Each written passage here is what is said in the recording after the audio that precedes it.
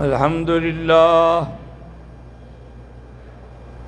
الحمد لله وكفى والصلاة والسلام على خاتم الأنبياء سيدنا وحبيبنا محمد المصطفى وعلى آله المجتبى وأصحابه النجبى. اللهم صل على سيدنا محمد النبي الأمي الهاشمي وعلى آله وأصحابه نجوم الهدى. أما بعد فقد قال الله تبارك وتعالى في القرآن المجيد والفرقان الحميد: أعوذ بالله من الشيطان الرجيم. بسم الله الرحمن الرحيم. وقالوا لولا أنزل هذا القرآن على رجل من القريتين عظيم. قال النبي صلى الله عليه وسلم: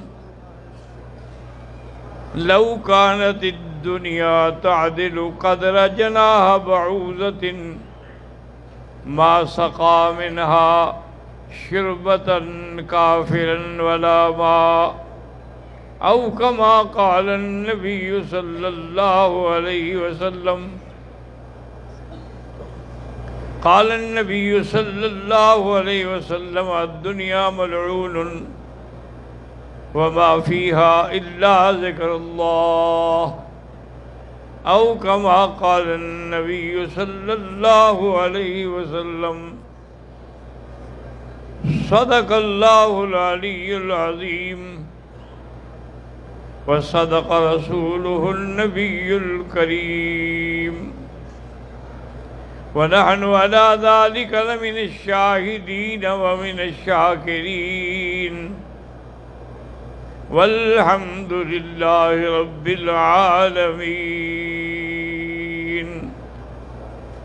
رب اشرح لي صدري ويسر لي أمري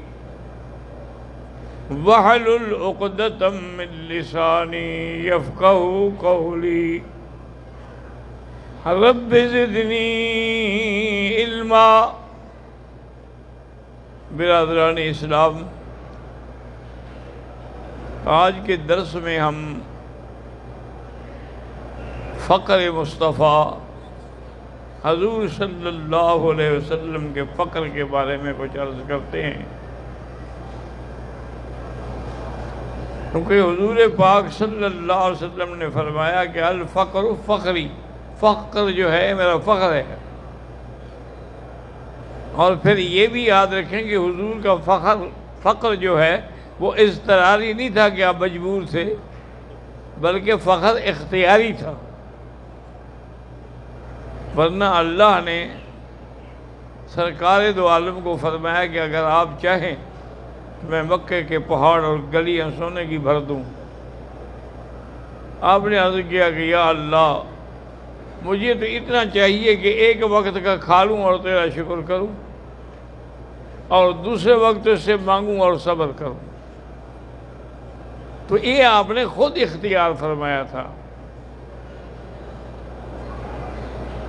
ورنہ اگر حضور چاہتے تو معمولی سی بات ہے کہ جب اللہ نے خود فرمایا تو اللہ پہاڑوں کو بھی سونے کا بنا دیتے. اور اس کے ساتھ ساتھ حضور صلی اللہ علیہ وسلم کی سخاوت کا یہ عالم تھا صحابہ کہتے ہیں کر المرسل، جیسے ٹھنڈی ہوا چلتی ہے نا، دوست دشمن سب کو لگتی ہے، ایسے حضور کی سخاوت تھی، جو بھی آیا دے دیا، جو بھی آیا دے دیا، یہ نہیں پوچھا کہ تم کون ہو۔ ایک دفعہ آپ کی خدمت میں 90,000 درہم آئے، اس زمانے میں 90,000 بہت بڑی بات ہوتی تھی، تو آپ نے ایک بورا پڑا تھا، اس پہ بچھا دیے اور جو بھی آیا اس کو دیتے رہے، حتیٰ کہ سارے کے سارے آپ نے تقسیم کر دیے۔ آخر میں ایک آدمی آیا، اس نے کہا حضور مجھے تو نہیں ملا۔ آپ نے فرمایا میں تو سب تقسیم کر چکا، اب تم ایسا کرو میرے نام پر کسی سے قرضہ لے لو، بعد میں دے دوں گا۔ یعنی یہ عالم تھا حضور صلی اللہ علیہ وسلم کی سخاوت کا، اور فقر کا یہ عالم تھا کہ بی بی عائشہ سے پوچھا گیا کہ حضور کا بسترا کیا تھا، تو آپ نے فرمایا کہ من عدم، چمڑے کا تھا، حشو من لیفن، اور کھجور سے وہ بھرا ہوا تھا، وہی آپ کا بچھونا تھا۔ بی بی حفصہ کہتی ہیں کہ میرے گھر میں ایک بڑا ٹاٹ تھا، ہم اس کو کھلا کر کے بچھا دیتے تھے، گویا کہ وہ ایک بیٹھنے کے لیے ہو جاتا، اگر ہم اس کو ڈبل کر دیتے تو حضور کے سونے کے لیے بستر بن جاتا۔ حضرت انس رضی اللہ تعالیٰ عنہ نے ایک دفعہ صحابہ کو ایک پیالہ مبارک دکھایا، ایک بڑا پیالہ تھا، اس میں لوہے کی پترے بھی لگے ہوئے تھے، انہوں نے کہا ھذا قدح رسول اللہ صلی اللہ، یہ حضور کا پیالہ تھا صلی اللہ علیہ وعلا آلہ واصحابہ وسلم تسلیما کثیرا کثیرا۔ ایک دن حضور صلی اللہ علیہ وسلم اپنے گھر سے نکلے، فاقے سے مجبور ہو گئے، آپ نکلے تو دیکھا کہ ابو بکر بھی آ رہے ہیں۔ ابو بکر نے سلام کیا، فرمایا ما اخرجک، کیوں آئے ہو بھائی؟ انہوں نے کہا حضور مجھے تو بھوک نے پریشان کیا ہے، گھر میں تھا کچھ نہیں۔ تھوڑی دیر گزری، حضرت عمر بھی آ گئے، اور ما اخرجک من بیتک یا عمر، تمہیں کس بات نے نکالا؟ یا رسول اللہ الجوع، کھانے کو کچھ نہیں ہے، بھوک نے لاچار کر دیا ہے۔ اور میں واللہ ما اخرجنی الا الجوع، مجھے بھی اسی جوع نے نکالا ہے۔ ایک انصاری صحابی کا باغ تھا کھجوروں کا، وہاں تشریف لے گئے، وہ پانی بھرنے کے لیے گیا تھا، اس کی گھر والی موجود تھی، اس نے بڑا استقبال کیا، بڑا احترام کیا۔ تھوڑی دیر میں اس کا خاوند بھی آ گیا، اس نے کہا مرحبا بالضیوف، آج میرے گھر میں ایسے مہمان آئے ہیں کہ میری تو آج گویا کہ عید ہو گئی ہے۔ اس نے جو ایک ٹھنڈی جگہ تھی، بالکل درختوں کا گھنا سایہ تھا، وہاں جا کے جگہ بنائی، حضور کو، ابو بکر اور عمر کو بٹھایا، اور اس کے بعد ایک گوشہ کھجور کا پورا گوشہ کاٹ کے لے آیا۔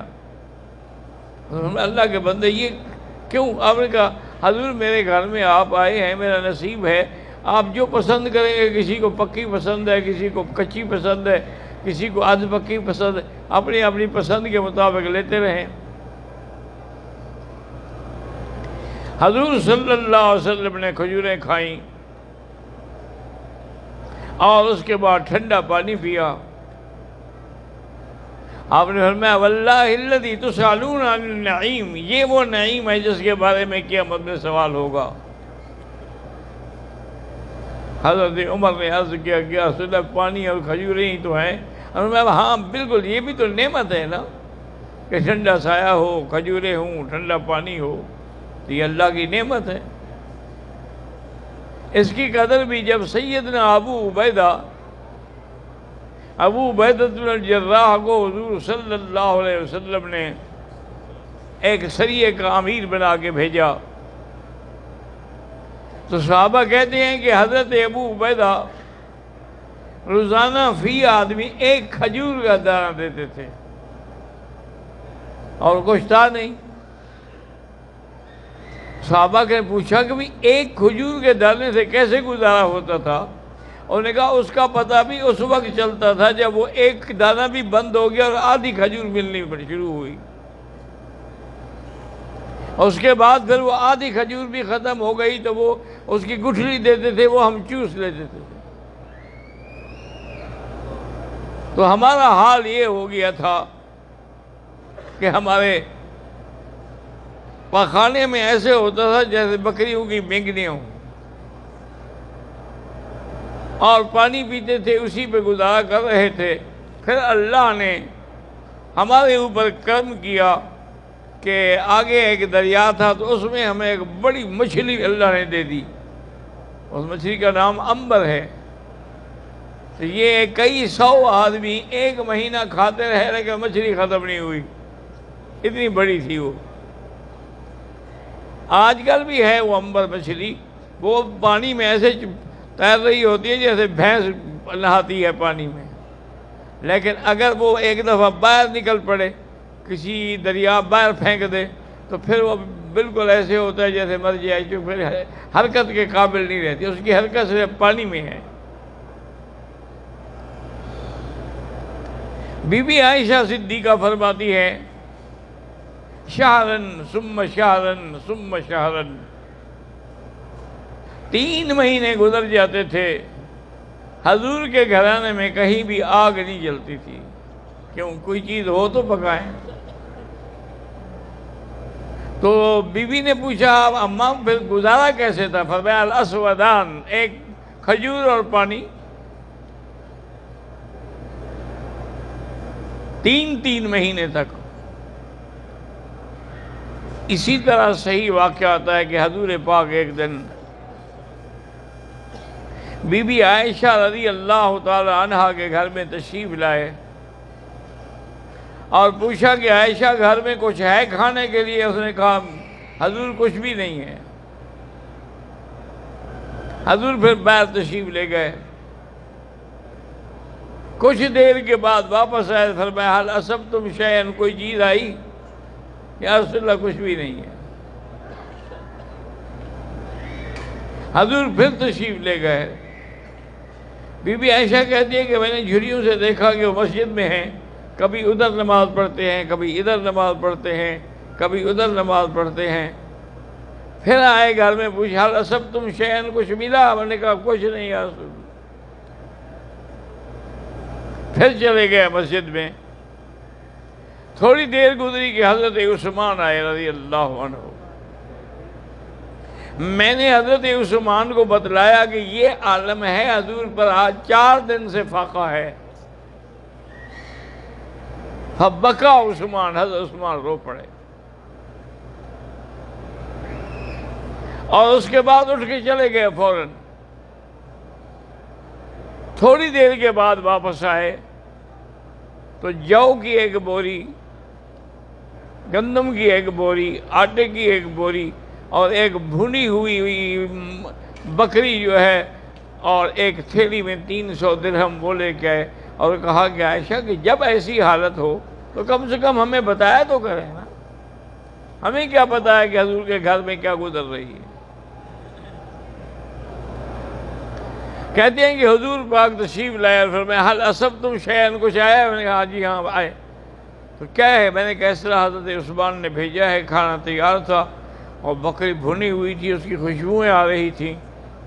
حضور نے کھایا نہیں، اٹھ کے پھر مسجد چلے گئے۔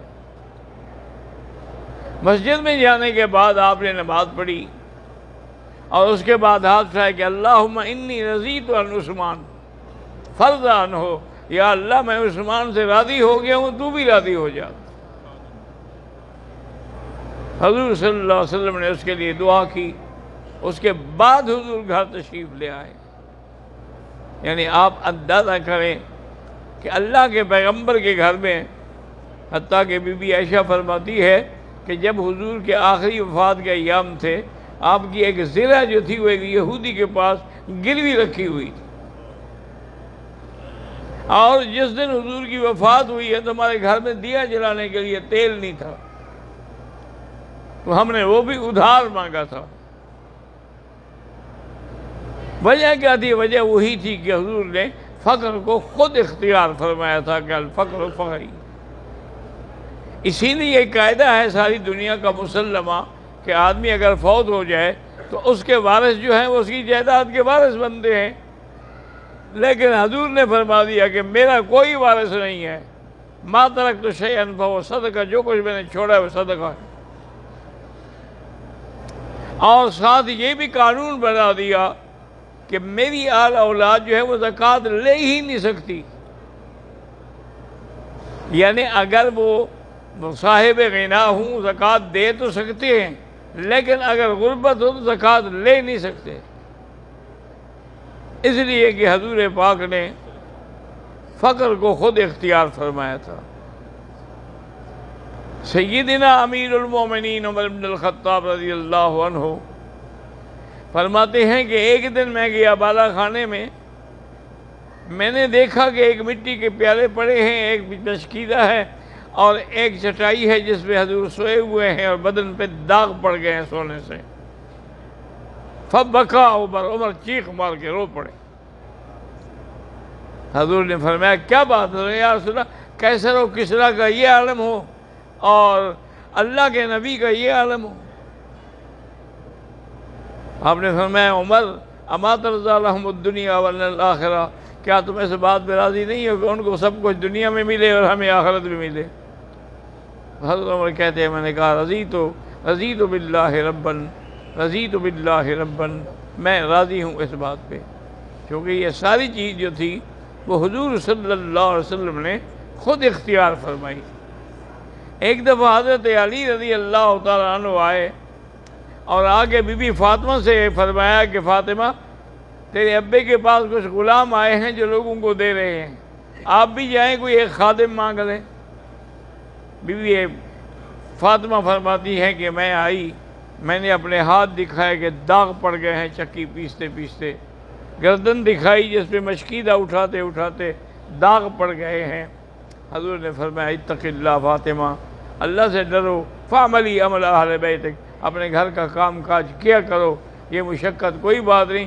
باقی اگر غلام ہوتے میں دے دیتا، لیکن سبق یتامہ بدر کے یتیمی جسے وہ تم سے پہلے لے گئے، اب میرے پاس کوئی غلام نہیں ہے.